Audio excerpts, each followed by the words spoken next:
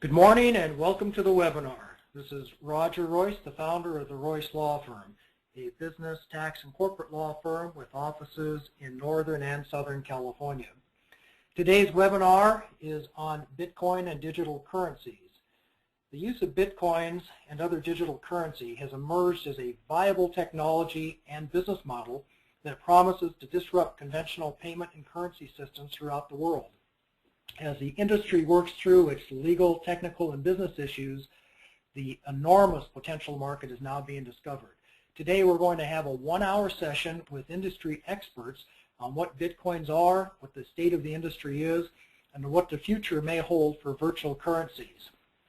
Again, I'm Roger Royce. I'm your moderator. We have a panelist here of 4 or 5 speakers that are experts in this industry and can answer all of your questions. In typical fashion, what I will do is introduce each of our panelists. I'm going to let them have 5 or 10 minutes to describe who they are and what points they want to get across about this topic. And then, of course, we open it up to questions. You'll notice that there's a chat box or a dialog box on your screen where you can type in your questions. I'll collect them at the end, and we'll give the panelists an opportunity to respond to them. This webinar is being recorded. You'll be able to see the replays as well as the materials where it'll be posted on royceuniversity.com as well as the iTunes download as a podcast as well as YouTube in the Royce Law YouTube site. So our panelists today, again, we have Dan Held. He's the co-founder of the real-time market data and news aggregator ZeroBlock. He's one of the first members of the Bitcoin angel investor group, BitAngels.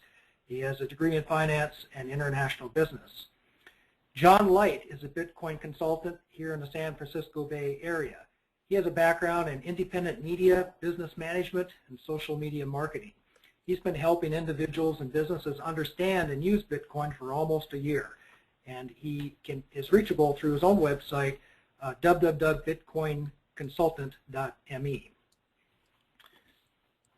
We also have David Johnson. He is a specialist. He's a serial entrepreneur, an investor, a board member, and advisor.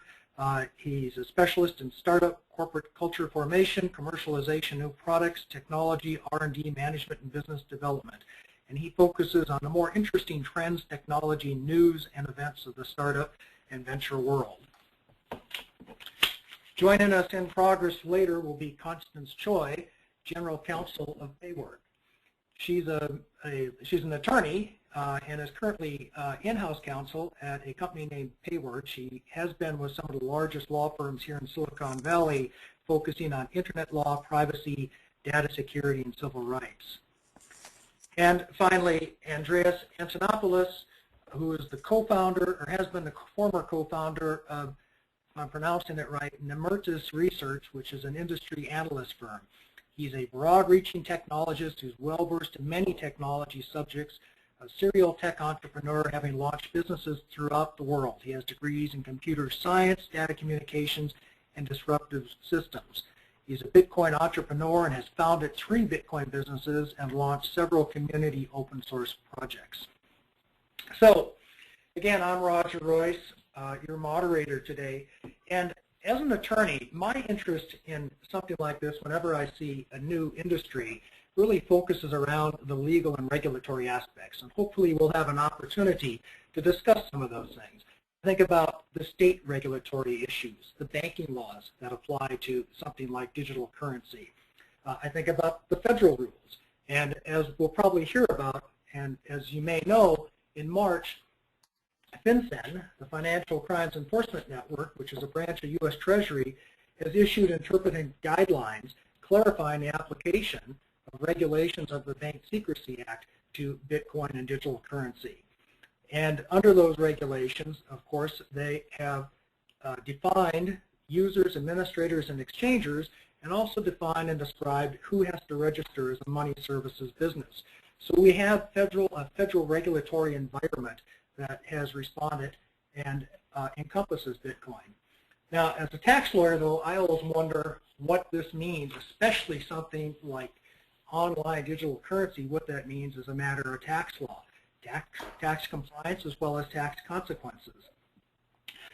You've probably heard a lot about what we call FATCA in the last year or so, which is in various stages of implementation.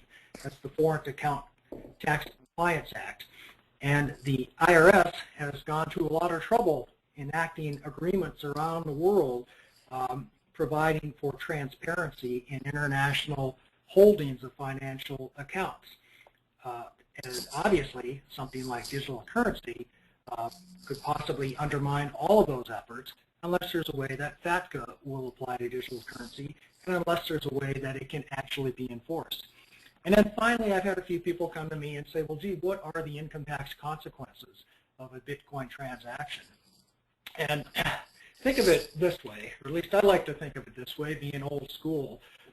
Imagine that one day you come home and you find an IRS, and you have an apple tree in your backyard, and you find an IRS agent out in your backyard counting the apples on your tree. And you might ask why he's doing that. He'll say, well, you know, the Internal Revenue Code says that gross income is any accretion to wealth. So I'm counting these apples to see how much accretion to wealth you have and how much income you have. Well, of course, the IRS doesn't do that, right? But they don't do that because of administrative convenience primarily, and because of the way the regulations and the law have evolved.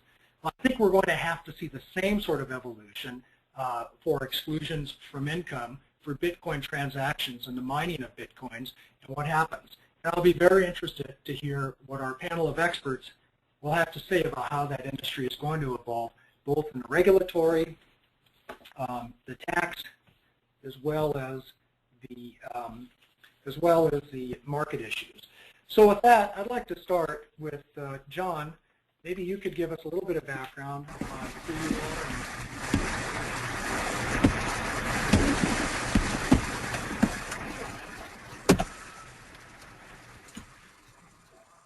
Thank you very much for the introduction, Roger, and welcome to the webinar, everyone. My name is John Light, and I'm a Bitcoin consultant here at the San Francisco Bay Area, and I'm going to be presenting on Bitcoin, what it is, how it works, and why it's the most important invention of the 21st century. Of course, this presentation is released under a copyleft license, so you are free to copy it and share it with anyone who may be interested. I have almost a year of professional experience and 2 years of personal experience with Bitcoin. I first got interested in Bitcoin mostly due to the fact that after the 2008 financial crisis, I became very interested in alternatives to the economic system, which I saw failing before my young eyes. Bitcoin is not controlled by any central entity and so cannot be politically manipulated, which I think will be a very valuable feature going forward. I've helped roughly a dozen businesses and many more individuals with Bitcoin through my Bitcoin consulting website, as well as privately before I actually formalized this. So if anyone has any questions, feel free to get in touch. I want to start this with a quote from Satoshi Nakamoto, who wrote the original Bitcoin white paper and came up with this brilliant system that we're going to be talking about today. It says, commerce on the internet has come to rely almost exclusively on financial institutions serving as trusted third parties to process electronic payments. While the system works well enough for most transactions, it still suffers from the inherent weaknesses of the trust-based model. A purely peer-to-peer version of electronic cash would allow online payments to be sent directly from one party to another without going through a financial institution. This is a very powerful statement because it removes the middlemen from the process of moving value around the world. that is primarily how power has aggregated throughout history, is in the central choke points where the money goes. And historically that has been through financial or government institutions. And we're going to talk a little bit more about why that's so powerful later.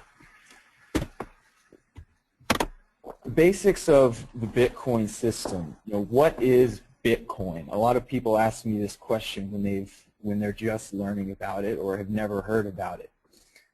Bitcoin is free open source software which you can download from www.bitcoin.org.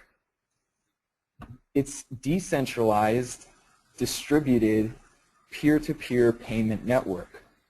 What this means is that it's not controlled by a central authority. There is no one entity which issues Bitcoins. That has been the fault or the failing point for previous virtual currency implementations, is that they were issued by a central issuer which was subject to attack or corruption. This is not the case with Bitcoin. Instead, it is a distributed system, meaning that it runs on every single node in the network. Every single node has a say in how the software is used, how the software is updated, and how transactions get relayed throughout the network. It is peer-to-peer, meaning that when I decide to send you money, there is no one in between that transaction who can say, no, you can't. And also, very important, transactions are irreversible. Once I send you money, there is no central entity which can decide to reverse that transaction. You would have to manually send me the payment back if there is a legitimate reason for a refund. And because the payment network is distributed, changes to the core payment protocol must be adopted by a majority of the network. So the way that this is done is that the developers of the software announce that there has been an update. They push an update through the bitcoin.org website, and then a majority of the Bitcoin network decides to download the new implementation or not. If the developers choose to implement a particularly controversial change to the Bitcoin core protocol, it's very likely that more than half of the network will refuse to upgrade, and therefore the changes will not dominate the Bitcoin network. So, so the people running the software need to have at least 51% of the computing capacity of the Bitcoin network. That power is basically in the hands of the miners who are securing the network against fraud. We'll talk about mining in a little bit. So Bitcoin is not only the name of the software and the payment network. Bitcoin is also the cryptocurrency which is being traded on the Bitcoin payment network. The cryptocurrency is secured by 256-bit encryption on your computer with public and private keys that are stored on your machine.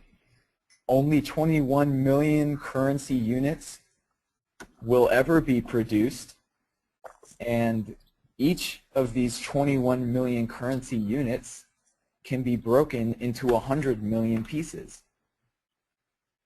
So that creates a total of 21 million times 100 million currency units which can be exchanged until such a time when the developers need to add a few more zeros after the decimal point and expand the capacity for trading even more. Right now, the smallest unit known as a Satoshi, is equal to some insanely small fraction of a cent, and so it's not really necessary to deal in that currency unit right now. However, one day, if Bitcoins are worth hundreds of thousands or millions of dollars, it may become necessary to trade in extremely small fractions of a Bitcoin. And so the fact that it's as easy as adding a few more zeros to the Bitcoin software allows it to be infinitely expandable for global commerce. Now, how does Bitcoin work? Well, transactions are spent using a cryptographic public-private key pair. As I described earlier, Bitcoin is secured by 256-bit cryptography, the AES SHA-1 256 hashing algorithm. That cryptographic public-private key pair, which you use to spend transactions, is stored on your computer where the Bitcoin software is running. So the public key is your public payment address. This is what you can share with people you want to receive a payment from, or if you have any public creative works published, then you simply include your public address along with the content, and people can send Bitcoin donations if they appreciate your work. So the public key is what you can share with the world. The private key is what you want to keep secret. That is what allows you to spend the Bitcoins from your wallet. If someone else has control of your private keys, then they have control of your Bitcoins. And that is not a situation that you ever want to find yourself in if you are storing any serious amount of money in your Bitcoin wallet. Now, I said that you can share your public key, your public Bitcoin address. However, you only want to share addresses which perhaps aren't linked directly to your savings wallet, because all transactions, all public addresses are added to the global Bitcoin ledger known as the blockchain and are fully visible to anyone at all who decides to investigate the blockchain. There's a website called blockchain.info where you can trace transactions all the way back to the root of origin, to the miner who very first mined those Bitcoins. So if you put a public address up on a website or anywhere else in public, and that's also the address that you have all of your Bitcoins stored in, people are going to know that, you know, exactly how many Bitcoins you have, and that's pretty much like sharing your bank account information with people. You know, maybe you're okay with that, but most people aren't. So keep that in mind when you do decide to create a Bitcoin wallet and share your Bitcoin address. Most people create a new Bitcoin address for every transaction, every purpose, every context that they decide to introduce Bitcoin into. And this is free. You can create as many Bitcoin addresses using the Bitcoin software as you want. Now, every block on the blockchain contains the previous 10 minutes of transactions which have been verified by miners. So the blockchain is that global Bitcoin ledger which is stored on every single computer running a full node Bitcoin client, which is known as the Satoshi client, which you can download from bitcoin.org. Right now the blockchain is around 6 or 7 gigabytes in size, containing millions of transactions and hundreds of thousands of blocks. mining, the process of creating new Bitcoins, not only creates new Bitcoins, it also secures the payment network against fraud. The incentives were very well thought out this way. The incentive for using computing power and electricity to secure the Bitcoin payment network against fraud is that you can be rewarded with new Bitcoins. Each block currently releases 25 new Bitcoins, again approximately every 10 minutes. And this number of Bitcoins released halves approximately every 4 years. So all of the early miners had a large incentive to mine on the Bitcoin network, securing it against fraud so that they could receive the largest reward. And as the Bitcoin network grows and becomes more popular and more secure, the number of coins released is halved, and the reward in terms of Bitcoins grows smaller. Now the value of Bitcoins themselves could conceivably also continue to go up, so that might offset the fact that there are less Bitcoins being released. Right now it requires very specialized hardware to mine Bitcoins. It's no longer as easy as just running the Bitcoin software on your laptop when you could previously mine using CPUs.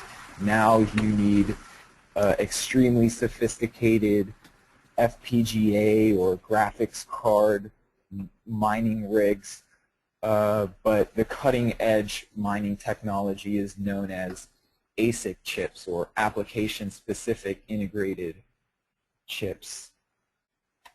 And those are just brand new, hitting the market, and they're extremely efficient at performing the calculations necessary to mine Bitcoins, efficient both computationally and in terms of their power usage. So if you are interested in mining, look up the latest ASIC mining technology. Now my favorite part of the presentation, why Bitcoin is the most important invention of the 21st century. This may seem like a bit of a hyperbole, but I'm going to describe to you why this isn't so. Now firstly, it is the first global, decentralized, censorship, excuse me, first global, decentralized, censorship-proof currency. So it can be sent anywhere in the world, virtually any amount of value that can be extracted from the Bitcoin network instantly. Now you need 10 minutes for each confirmation and about an hour for every full confirmation, but the value itself is transferred instantly. Because it is decentralized, there is no central authority which criminals can attack. What this also means is that it is censorship-proof. There is no way to exert any sort of influence onto a central authority to prevent transactions from going through the network. This is very powerful because it means that now human rights activists in war-torn countries, as long as there is internet somewhere, they can receive the kind of financial aid that they need to complete their mission. Same with religious missionaries who are performing charity work all over the world. Now, with an internet connection or even a cell network, they can receive financial backing so that they can carry out their work. Transparency organizations regardless of your feelings about WikiLeaks as an institution, I have my own reservations about some of the things they do, but in general, we agree that transparency is a good thing and that people should not shoot the messenger. Well, all too often the messenger gets shot or disappeared. And what BitCoin allows is for people to remain pseudonymous and receive financial support for the work that they do, exposing corruption and trying to make the world a better place. This is very powerful. I was recently at an SF Tesla meeting, which is a group here in San Francisco which is promoting free energy research. There is a long history of free energy inventors being suppressed by various organizations whose profits free energy could hurt. Their biggest problem is that they need funding, and whenever they seek it out, they end up being suppressed. Now BitCoin gives them an avenue to seek funding while remaining private so that they cannot become a target for attack. Hey John, this is Roger. Yeah. Let me jump in here. Sure. Thank you for that. I'd like to circle back on the rest of this why it's important slide with you after we get through some of the other panelists. So let's hold that thought for now. Sure. And I'd like to turn the presentation over to Andreas. Andreas, you've started 3 companies now in the Bitcoin business.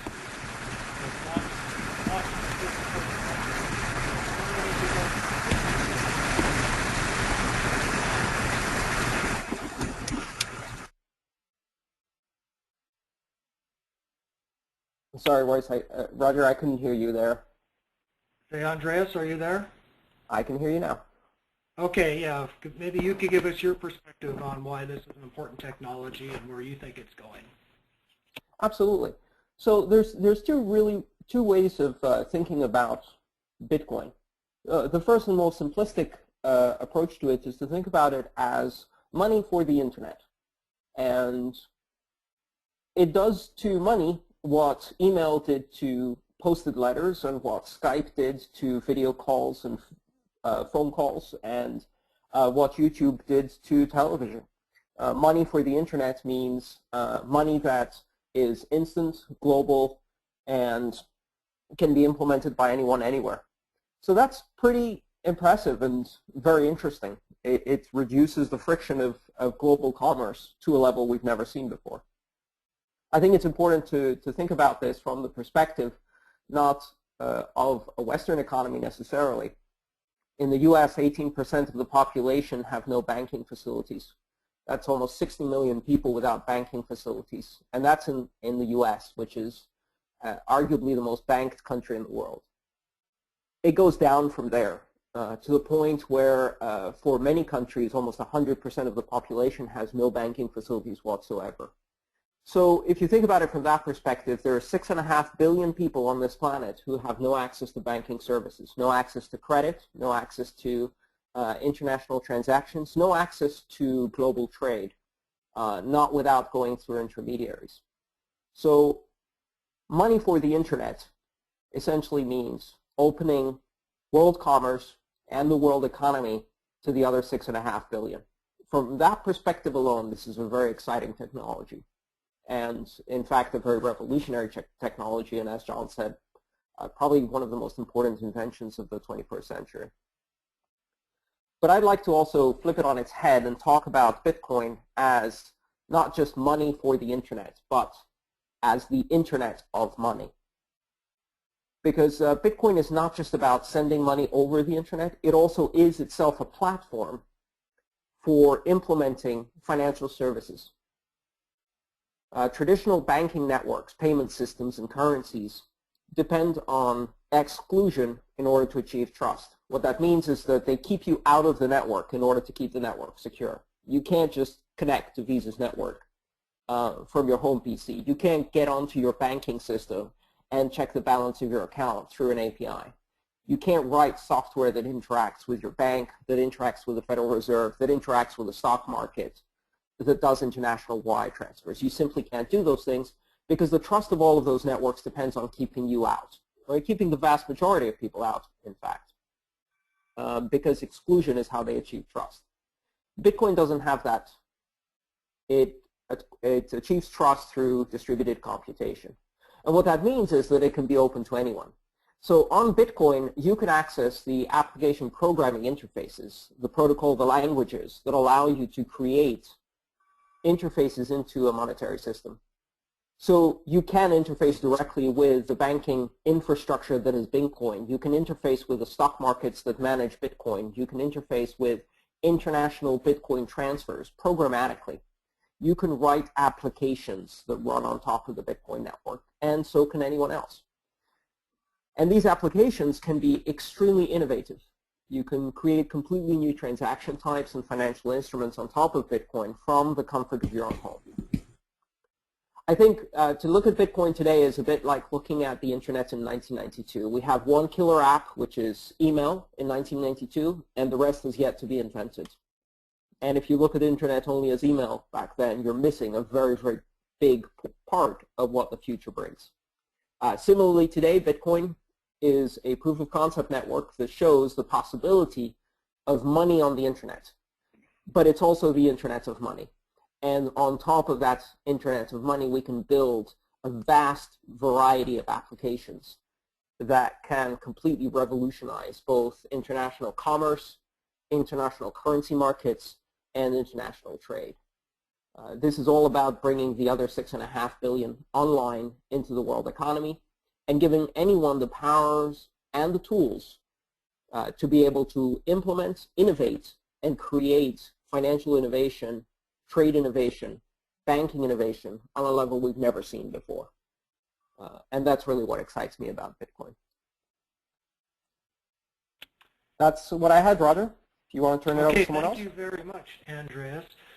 Dan Held,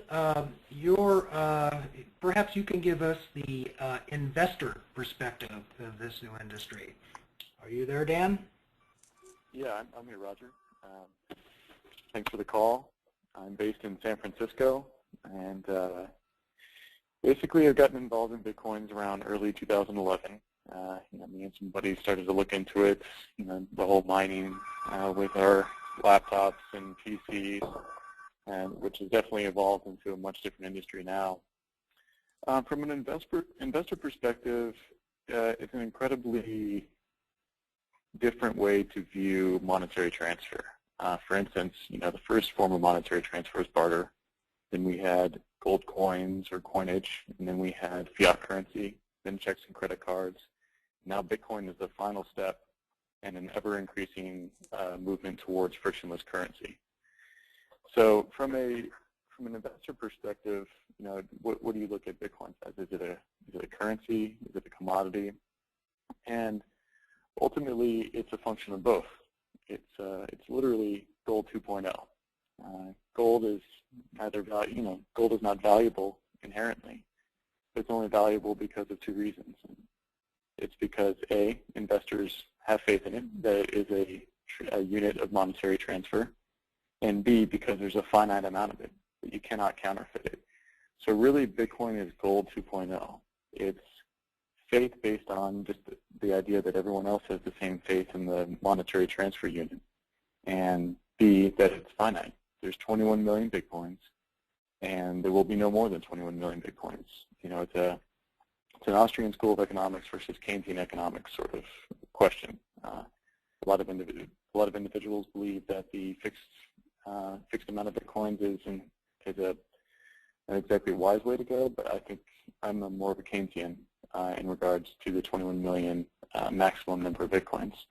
Now again, as mentioned by John, each Bitcoin can be broken into 100 million pieces, so it's highly granular, enough so that it could absorb every world currency combined.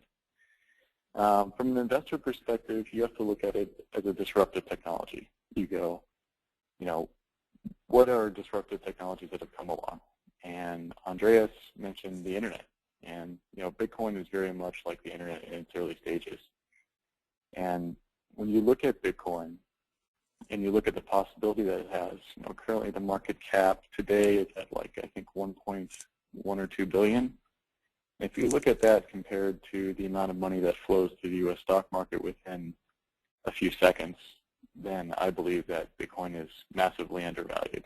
I mean, it essentially is the most disruptive technology that has ever been created, arguably more so than the internet and the wheel. You're looking at the replacement of all monetary transfer with one standard protocol. And in that regard, I find Bitcoin right now being incredibly undervalued, considering the implications that it could have if even 1 to 2% of the worldwide population starts to use it.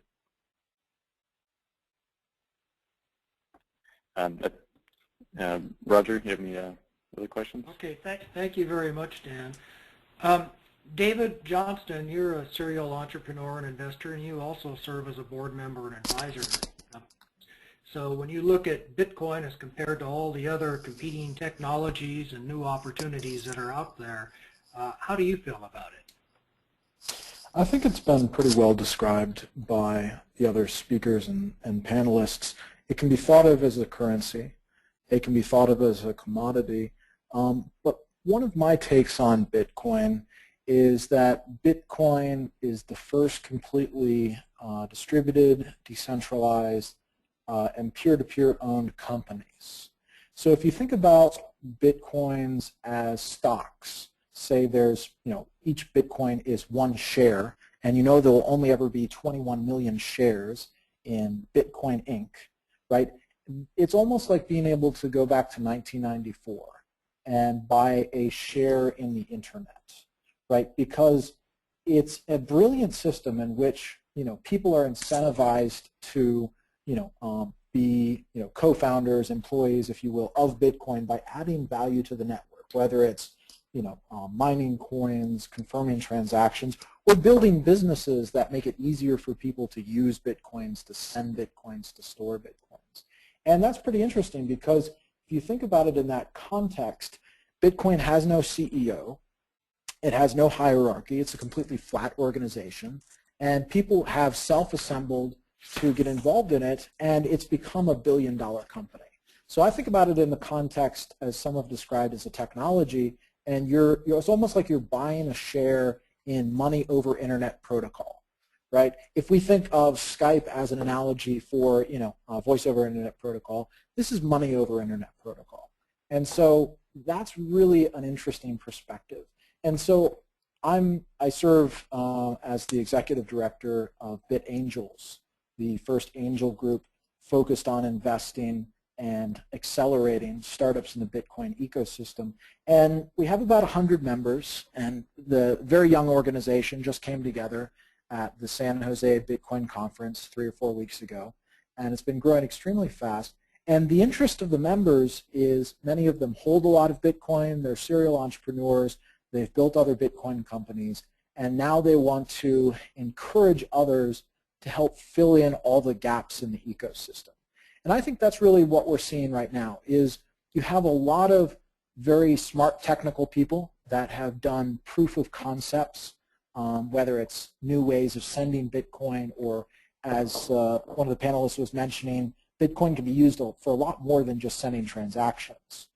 Conceivably, recording stock ownership, recording bond ownership, trading financial instruments can all be done on the Bitcoin blockchain or done off the chain and leveraging the blockchain to record those transactions. So that's really interesting, and you've got a lot of technical proofs that have been done in the area, but I think what's happening now is you have more mature entrepreneurs that have built successful companies before coming into this space and helping companies navigate the regulatory issues, build a company in a way that it's really scalable and that it'll be profitable at a very large level. And I think that's the evolution we're seeing in 2013. I'm a big fan of Coinbase, for example. They did a great job of being the first Bitcoin company to come along and navigate the financial regulatory environment so that I could, as a user, simply connect my bank account to my Coinbase account and buy Bitcoins right from my bank account. that is the kind of, they have a great user interface. The team came through Y Combinator. It's gotten $5 million in funding from Union Square Ventures. So very mature entrepreneurs, people that understand how to navigate the regulatory system and build a system that's very easy to use for the average consumer. I think that's where we're headed. We need a Coinbase in all the other different parts of the ecosystem. So for example, a very easy and secure way to store your Bitcoins. There are new companies like Gyft, G-Y-F-T, that are making it easy for folks to buy literally anything with Bitcoin. So they work as an intermediary where you send them Bitcoins, you buy, let's say, an Amazon gift card, they instantly send you the Amazon code, it syncs with your phone, and you can use that Amazon cards immediately. So you're essentially able to, and they can do that for Best Buy and for Starbucks and for hundreds of retailers. So essentially today you can buy almost anything in Bitcoin. So that's really the trend that I'm interested in, and the other members of BitAngels are interested in, is taking these early stage companies, providing them capital so they can really scale their teams, but also more importantly, social capital to help them navigate the regulatory issues, to go up the learning curve with user acquisition, whatever the case might be. We've got a lot of folks in the group that are very experienced programmers and lawyers and accountants, and to provide all the different pieces of social capital a young company needs. So that's really our goal. And with between the 100 or so accredited investors that have joined the group in the last 3-4 weeks, we have over $12 to $14 million in capital that people are looking to invest in Bitcoin startups. So it's just been amazing to see how quickly that's grown. We just put up a simple website at bitangels.co, and anybody can go there and sign up to be an investor or go through our startup application process, and we've just had a full application. So apparently there was a big built-up interest in an angel group. So that's been really exciting. But that's my perspective, is Bitcoin's going to enable us to build companies faster than ever before. I think of Bitcoin itself as a distributed company, and there's, I believe in the next 12 to 16 months, you'll see the first billion-dollar companies come out of the Bitcoin space. Already, ASIC Miner, which many of you are familiar with, which does mining of Bitcoins, has achieved a market cap of more than $100 million. And that's on, an overseas exchange which hasn't figured out how to, navigate the regulatory issues in the United States yet. And so I think the first company that comes along and makes it possible to navigate the U.S. Regulatory environment and do that type of thing is going to be pretty incredible and give us new tools to offer liquidity to early stage companies and really ramp them up. But I think the biggest thing to emphasize is I don't think most people understand how quickly Bitcoin is growing. There are about 5 to 10 million early adopters in the system right now, and based on the current growth rate, that number is doubling every 4 months, meaning in 16 months or so, we'll have 100 million users, right? And 12, 16 months after that, there are going to be 1 billion Bitcoin users in the next 2 to 3 years. And that's much faster than I think people expect this to grow. But you have to, I have to agree with some of the other speakers on the panel today. It's not necessarily in the United States where we have this greatest pain. It's in the developing world, where Argentina and Kenya and places like this, where you have high inflation rates, people feel this problem, and they're already used to virtual currencies. I was shocked to find out recently, currently does 1/3 of their economic activity, 1/3 of their GDP is conducted in cell phone minutes. People sending minutes back and forth as virtual tokens on their cell phones and trading cell phone minutes has become an easy, frictionless way for anybody in Kenya that has no bank account to do business with anybody in Kenya. Bitcoin is now available via SMS. Bitcoin is now available via Twitter and email and Facebook. And these kind of tools are going to really, I think, explode as far as percentage of penetration of the population in the developing world long before they hit 50% penetration in the United States, because that's where the pain point is. And so that's one of the fields that BitAngels is focused on, is is the developing world and how we can accelerate that. Okay, thanks very much, David. And speaking of the regulatory issues, Constance Choi, you're an attorney who's a specialist and an expert in the regulatory environment, including in the United States. Maybe you could weigh in a little bit on what you think the future holds for this industry. Sure, and thank you everyone for all your insightful comments. I think that, you know, I share everyone's enthusiasm here when we talk about Bitcoin being a really transformative technology. You know, you've seen the internet change everything. You've seen it change the way information works in our society, and quite frankly, I think that it's time for financial innovations to begin. You know, we still go around, you know, people are still under the misconception that we're still backed by the gold standard. And in fact, what we do is we walk around with little paper IOUs that a government has told us is worth a certain amount of money. We take it to our brick and mortar institutions where they enter it into their system. And then when you want to send that to somebody abroad, it goes through several different intermediaries that take a slice of that money along the way, for it to only arrive days later at a brick and mortar institution on the other end, where some other individual will be pulling out paper IOUs and dealing with their money system on that end. So, you know, there's just, you know, and what Bitcoin offers is this secure, instantaneous global transfer. You have a wallet on your phone and someone else has a wallet on their phone, and you can send money instantaneously regardless of the distance. So, you know, I think that this technology offers benefits that the government can't ignore. And, you know, Bitcoin in the past has been, you know, regarded more as a fringe, as an outlier, as a technologist innovation, but not really something that can be a part of the mainstream. In the last few months, you've seen this critical mass growing. You've seen, you know, articles in Forbes. You've seen Wall Street Journal put out a primer on Bitcoin. And you're seeing a bunch of interested players and stakeholders from the old guard, from the traditional payments industry, and obviously from the VC community getting interested in what this technology can offer. So the government has said, okay, we're not going to ignore you anymore. Here's how we think the existing laws apply to you. And so that's, Roger, what I think you're referring with the March FinCEN guidance. So what that guidance really did was it came out and said, oh, hey, you know, here's some clarification. Here's how we believe the existing laws, and I'm speaking here about the BSA and the Patriot Act, which has been appended to the BSA.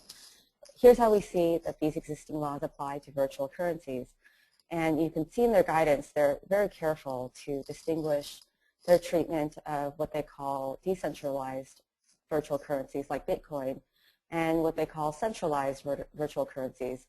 And these would refer to, you know, World of Warcraft Gold, Zynga Points, and these kinds of other forms of exchange that have popped up in certain websites and within companies that actually share many of the same characteristics as Bitcoin. So, you know, back to a point that was made earlier, you know, it's unclear right now what bucket this kind of currency actually belongs in. You know, the law affords several different boxes to put things like money in. They have money and cash. They have, you know, payment orders such as cashier's checks and money orders. You know, you have currency exchange of foreign currencies like real national fiat currencies, and you have commodities. And so, you know, some argue that Bitcoin is a high liquidity commodity, for example. What the guidance has done is it said, okay, for right now, we think that Bitcoin belongs in the money bucket. You guys are like cash or like money. And they are applying the laws that apply to money or money substitutes to Bitcoin. So, you know, this is not new based on what FinCEN is saying. They're saying that this was in the statute before. We're just now expressly telling you that it's there. So, you know, but it has left a lot of businesses scrambling to figure out how they can comply with U.S. regulations following this clarification. So I just want to also note that I'm talking strictly with the United States. Outside of the United States, you know, regulators are much less reactive. They're more inclined to look at technologies for what they offer rather than for just its perceived risks and what risks it may pose to incumbents in the system. So in Europe, you know, you see things like PIN cards and and other prepaid debit cards gaining more traction and able to skip through the regulatory hoops a little quicker to bring these products to market. In the U.S., we have not only the federal system, but the state system. And it's, you know, as I've gone around, you know, I was at BitCoin London, San Jose, and I'm also talking at BitCoin London 2013 in July, and I've also been asked to co-chair the steering committee at the Bitcoin Foundation on regulatory legal affairs. But, you know, as I've gone around, you know, digging into this, talking to experts all across the U.S. and abroad, what's shocking to me is how complex this is and how really no one understands how it works. So, you know, for example, there are a lot of, to my knowledge, there's not a single Bitcoin exchange that is operating legally in the United States.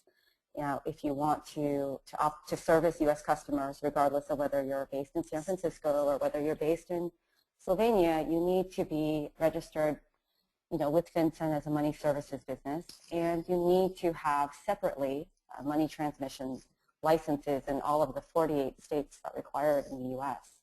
And if you don't have those money transmission licenses under your name, then you need to be acting as a specific agent of a bank and working under the bank, federally chartered bank exemption, which is not required to get money licenses. And if you have such an agency agreement with a bank, you need to be disclosing that to your users in your terms. So as far as I know, there's no exchange in the U.S. or outside of the U.S. that is actually operating legally under the guidance, under the BSA and the Patriot Act. So, you know, I completely agree that the regulations here are difficult, you know, that they present an entry to barrier to many of these exciting businesses who have great products, including my own business. You know, we've had a product in development for almost 2 years. We think we have the best platform out there. You know, we're in public beta right now, and we're just not able to accept real money from customers for another couple of weeks to a month while we get our legal affairs in order, because what we want to avoid is illegal exchanges. You know, we're at a critical moment where we can prove to the world that we have a role to play, a very important role to play in global currency exchange. You know, you're right that there are now 4 billion more people who are going to be coming online in the next few years. These are unbanked people. You know, we really have a chance to change this entire system. But however, you know, we have to, it's upon us to survive in these regulations and in this regulatory climate in the U.S. and elsewhere. So what we need are exchanges that are secure, that are not vulnerable to hacks, that are fully compliant so that customer funds aren't at risk of being seized.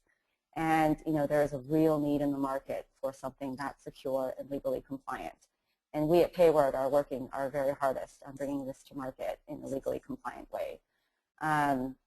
You know, I think that we need education. We need to educate banks and institutions and our user base as to how this works. We need to make things less frictionless.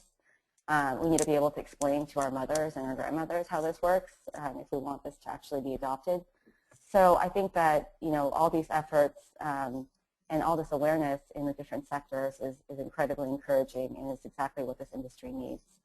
You know, on our end, on the business end, you know, we're working through the foundation, we're working through our own local coalitions to educate our own businesses and to pool resources to get us through some of these really difficult steps.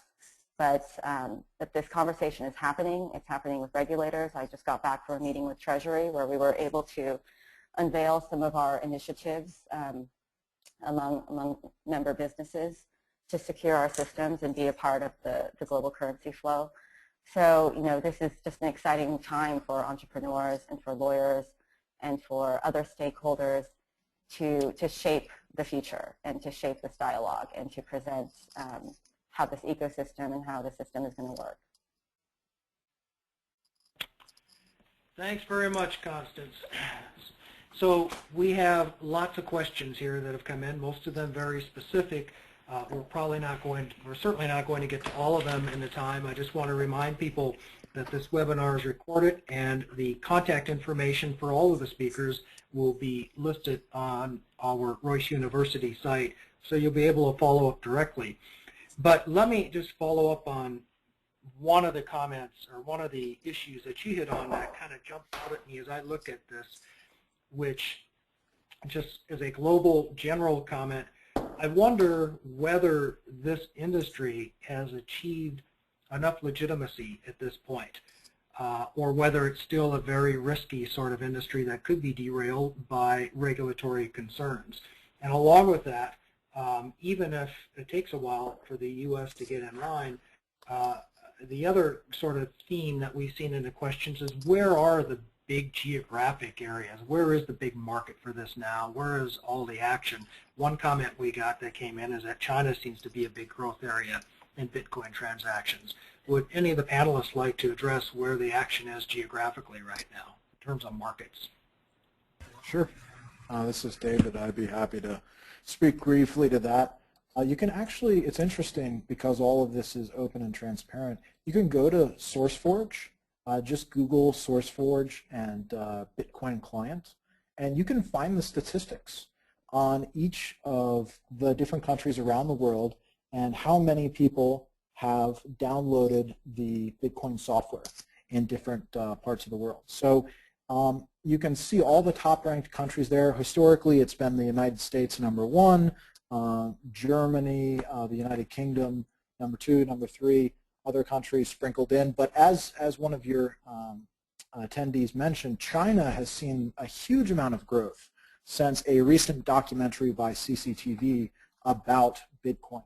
And you know, given the way China works, obviously a very regulated communications environment, when the government does a documentary on something and presents it in a positive light, it's sort of tantamount to not permission, but you know, essentially you're allowed to investigate this and go after it. And the Chinese people are very experienced with virtual currencies. A couple of years ago, they had a currency called Qcoin, which was, I believe, done by QQ, the text messaging service. And that thrived for a long time before it was clamped down on. So I think China's very interesting. I think Argentina, given there's a huge Bitcoin community growing up in Argentina. There was recently a documentary done there about people selling houses and cars and just about anything you could get for Bitcoin in Argentina. And so, like I said in my comments, I think it's those developing countries where this can address a big pain point that it's going to grow the fastest. So I'm actually very excited about South America, Asia, and Africa in the context of Bitcoin. I think that's where the greatest adoption will happen first. Any other comments from our panelists on this issue? Yeah, actually, so I was in Treasury a couple of weeks ago meeting with officials, not only from Treasury but from FinCEN directly. And you know, their reaction was pretty surprising, I think. They, you know, they defended the guidance, they towed the party line in some instances, but they also, you know, emphasized that it's not in the federal interest to impede innovation, that, you know, if we can prove ourselves in the market, they're not, they're interested in being, you know, part of the global economy. And so the takeaway really is that, you know, they're not going to create any special rules for us. They're not going to create a new bucket to put Bitcoin in, you know, that's separate from these existing buckets of money and payment instruments and currency exchange and commodities. But, you know, there may be a time in the future, you know, if we become big enough players in the market and big enough partners in this global currency flow, that it may make sense to make a set of rules that apply to us. You know, I think it's important to remember that the United States is pretty reactionary. You know, they're used to being on top. They are the top global economy right now. You know, in the future, that may change, and there are definitely some commentators and stakeholders who have said that if the United States doesn't make some changes in their policies, you know, they're going to lose the global market. And you know, in terms of adoption in other countries, I think that it's that balance between having a big internet infrastructure and a sophisticated population, coupled with, you know, perhaps political reasons why, you know, their own local currencies aren't stable. And I think that combination really drives, you know, adoption of Bitcoin, and that's why it's happening so fast in China. And that may happen elsewhere in developing countries where the internet infrastructure is sufficient and where the local currencies are sufficiently undesirable. So I think that, in terms of the regulations, the United States really is behind. And I think that there's not going to be, but unfortunately, I think change happens very slow in Washington. So what you're going to see is a reaction to Bitcoin being successful in other markets rather than groundbreaking laws happening, within the United States first. Thanks, Constance. Anybody else want to weigh in on this? Okay. With that, I have to apologize to everybody who sent questions in. We're not going to get to them, but what I will do is forward those on to the panelists, and they'll get back to you directly, individually.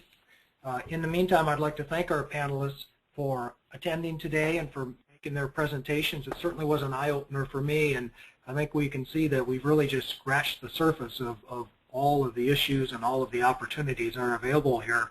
I'd like to remind you that this webinar has been recorded. It's available for playback. It's on our site, royceuniversity.com, as well as in the iTunes store as a podcast, downloadable podcast, as well as available on YouTube, on the Royce Law YouTube channel.